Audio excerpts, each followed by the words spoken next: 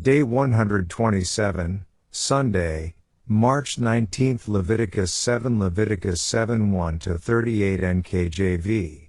Likewise this is the law of the trespass offering. It is most holy. In the place where they kill the burnt offering they shall kill the trespass offering.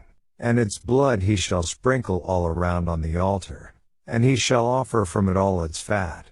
The fat tail and the fat that covers the entrails, the 2 kidneys and the fat that is on them by the flanks, and the fatty lobe attached to the liver above the kidneys, he shall remove, and the priest shall burn them on the altar as an offering made by fire to the Lord. It is a trespass offering. Every male among the priests may eat it. It shall be eaten in a holy place. It is most holy. The trespass offering is like the sin offering. There is one law for them both. The priest who makes atonement with it shall have it. And the priest who offers anyone's burnt offering, that priest shall have for himself the skin of the burnt offering which he has offered. Also every grain offering that is baked in the oven and all that is prepared in the covered pan, or in a pan, shall be the priest's who offers it. Every grain offering, whether mixed with oil or dry, shall belong to all the sons of Aaron, to one as much as the other. This is the law of the sacrifice of peace offerings which he shall offer to the Lord. If he offers it for a thanksgiving, then he shall offer, with the sacrifice of thanksgiving, unleavened cakes mixed with oil, unleavened wafers anointed with oil, or cakes of blended flour mixed with oil. Besides the cakes, as his offering he shall offer leavened bread with the sacrifice of thanksgiving of his peace offering. And from it he shall offer 1 cake from each offering as a heave offering to the Lord. It shall belong to the priest who sprinkles the blood of the peace offering. The flesh of the sacrifice of his peace offering for thanksgiving shall be eaten the same day it is offered. He shall not leave any of it until morning. But if the sacrifice of his offering is a vow or a voluntary offering, it shall be eaten the same day that he offers his sacrifice. But on the next day the remainder of it also may be eaten. The remainder of the flesh of the sacrifice on the 3rd day must be burned with fire. And if any of the flesh of the sacrifice of his peace offering is eaten at all on the 3rd day, it shall not be accepted, nor shall it be imputed to him. It shall be an abomination to him who offers it, and the person who eats of it shall bear guilt. The flesh that touches any unclean thing shall not be eaten. It shall be burned with fire. And as for the clean flesh, all who are clean may eat of it. But the person who eats the flesh of the sacrifice of the peace offering that belongs to the Lord, while he is unclean, that person shall be cut off from his people. Moreover, the person who touches any unclean thing, such as human uncleanness, an unclean animal, or any abominable unclean thing, and who eats the flesh of the sacrifice of the peace offering that belongs to the Lord, that person shall be cut off from his people. And the Lord spoke to Moses, saying, Speak to the children of Israel, saying, You shall not eat any fat, of ox or sheep or goat, and the fat of an animal that dies naturally, and the fat of what is torn by wild beasts, may be used in any other way, but you shall by no means eat it. For whoever eats the fat of the animal of which men offer an offering made by fire to the Lord, the person who eats it shall be cut off from his people. Moreover, you shall not eat any blood in any of your dwellings, whether of bird or beast. Whoever eats any blood, that person shall be cut off from his people. Then the Lord spoke to Moses, saying, Speak to the children of Israel, saying, He who offers the sacrifice of his peace offering to the Lord shall bring his offering to the Lord from the sacrifice of his peace offering. His own hands shall bring the offerings made by fire to the Lord. The fat with the breast he shall bring, that the breast may be waved as a wave offering before the Lord. And the priest shall burn the fat on the altar, but the breast shall be Aaron's and his sons'. Also the right thigh you shall give to the priest as a heave offering from the sacrifices of your peace offerings. He among the sons of Aaron, who offers the blood of the peace offering and the fat, shall have the right thigh for his part. For the breast of the wave offering and the thigh of the heave offering I have taken from the children of Israel, from the sacrifices of their peace offerings, and I have given them to Aaron the priest and to his sons from the children of Israel by a statute forever. This is the consecrated portion for Aaron and his sons, from the offerings made by fire to the Lord, on the day when Moses presented them to minister to the Lord as priests.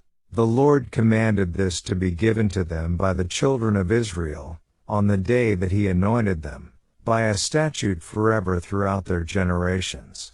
This is the law of the burnt offering, the grain offering, the sin offering, the trespass offering, the consecrations, and the sacrifice of the peace offering, which the Lord commanded Moses on Mount Sinai, on the day when he commanded the children of Israel to offer their offerings to the Lord in the wilderness of Sinai.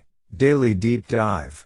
Verse 1, as we have already discussed the trespass offering, I won't again dive deep into it here, but you can refer back to Thursday/Friday of last week's reading if you would like to review. Verse 2, the offerings were killed on the north side of the altar. Verses 3 to 5. All the fat belongs to God. Leviticus 3:16. Here God specifically lays out which fat should be taken off the offering and burned before him on the altar. Verse 11. Back in chapter 3 of Leviticus, the different types of peace offerings were not discussed, so we need to look at this in some detail here.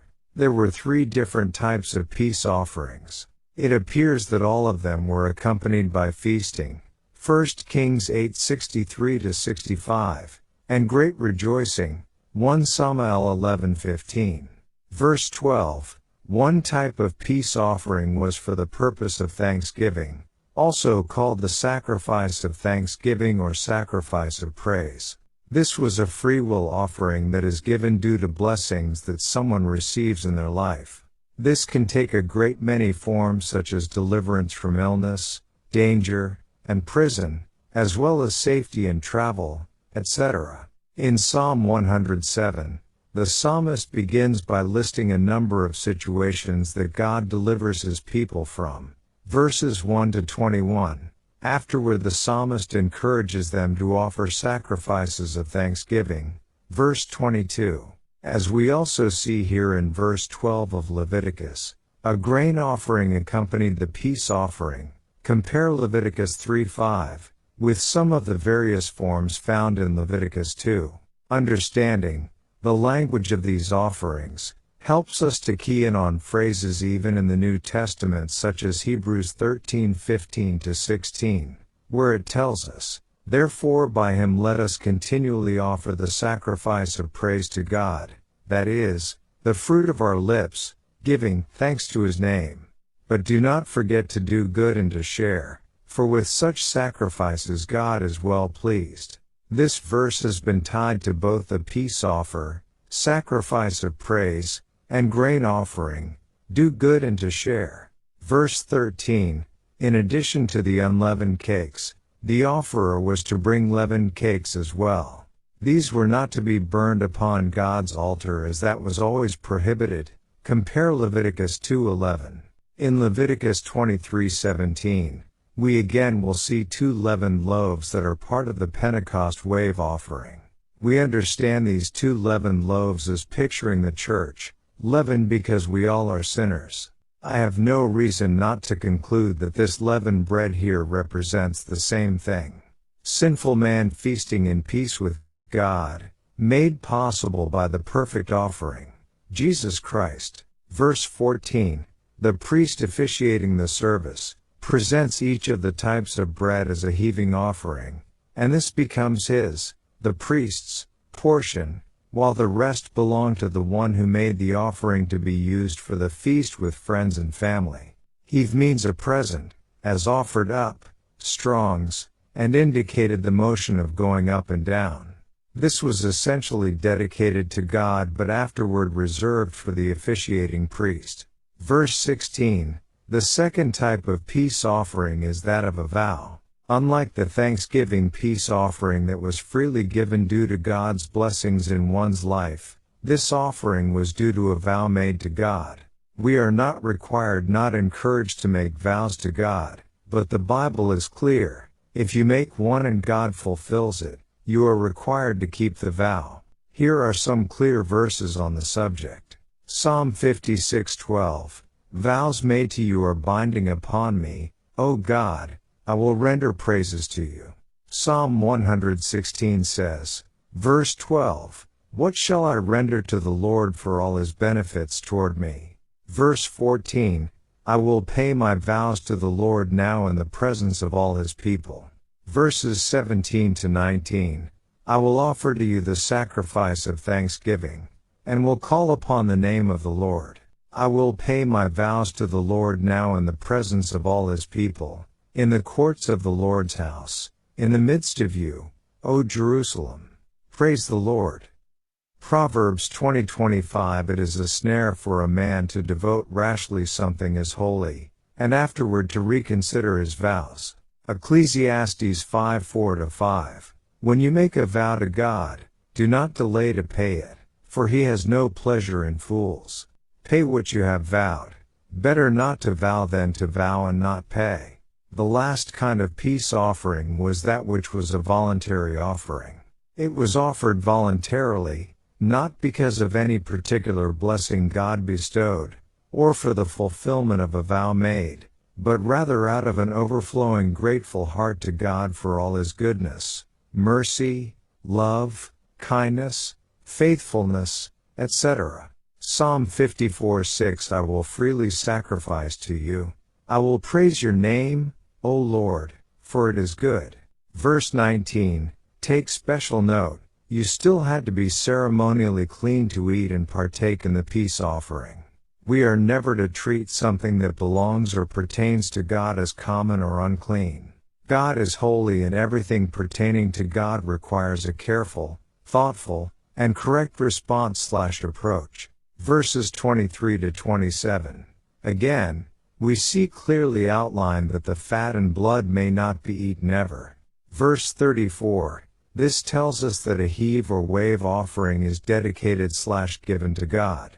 God is the one who then gives what belongs to him to Aaron and his sons.